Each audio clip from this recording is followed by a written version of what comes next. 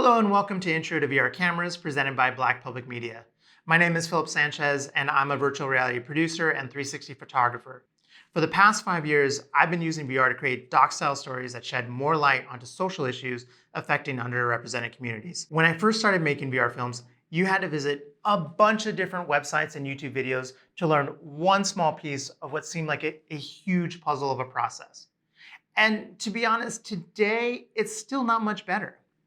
That's why Black Public Media asked me to pull together this series on VR cameras to help you start your journey into VR. But they've also commissioned my friend Jonathan Williams to dive deeper into the VR post-process, so be sure to check out those videos as well as the rest of my Intro to VR Camera series in the links below. In today's video, the fifth in our series, we're going to answer the questions, how do I watch VR? And what device do I need to watch it? Okay, let's get started. As I mentioned before, I like to start by talking about the end product first before diving into production or post-production, mostly so that I can wrap my head around how I'll be handling the final deliverable. As is the case with most things, there is a range of quality and budget options in how we watch VR. The more immersive they get, the more they tend to increase in budget. But let's start with the lowest hanging fruit first.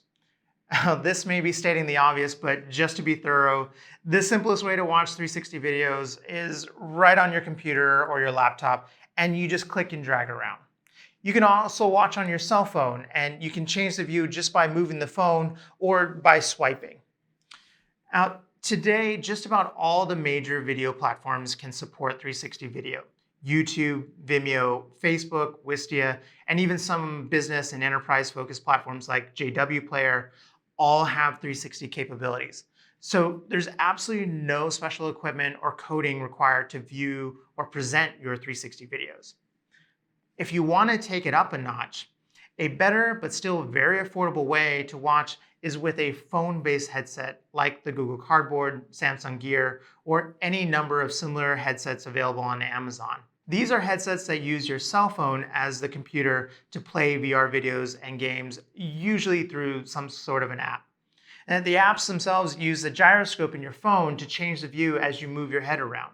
And prices for these range from $5 to $50, the main difference being the quality and the comfort of the materials used on the headset. Now, a step up from there is a wireless standalone headset like the Oculus Quest 2.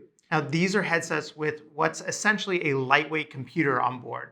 They have more powerful processors and higher resolution displays than the phone-based systems, and they're also constructed with better materials and they're more comfortable, which is actually something to consider when you're watching VR or playing games over an extended period of time. Now, these headsets generally run around $400 to $600. Finally, there are wired VR headset systems that offer the highest quality specs and require a sizable budget over some of the other options we discussed. As the name implies, these systems are corded and are directly linked to either a VR-ready computer or a gaming system like the PlayStation VR. Additionally, some, but not all, of these systems require sensors to be placed around the room or a depth sensing camera in order to track the movement of the viewer or the player. Wired headsets themselves are in the same ballpark as wireless headsets. Most fall somewhere between $400 and $800, but there are a few systems out there that go up as much as $1,500. However, the total price goes up significantly once you consider the VR-ready computer or the gaming system. Now, VR-ready computers start around $800, but can quickly rise once you start adding better graphics cards or higher core count processors. Also, keep in mind that VR-ready is a badge only for computers that are capable of viewing or playing VR games and videos. If you want a system that can actually handle editing and creating 8K high-res 360 content, you're probably looking at a system that costs closer to $5,000. And it's quite easy for professional workstations to get up to $10,000 or more. Now, wired headsets generally have been considered the best performing of the bunch since they're tethered to a high-performance computer. And with that, they tend to also be the most costly option. But there's one huge caveat.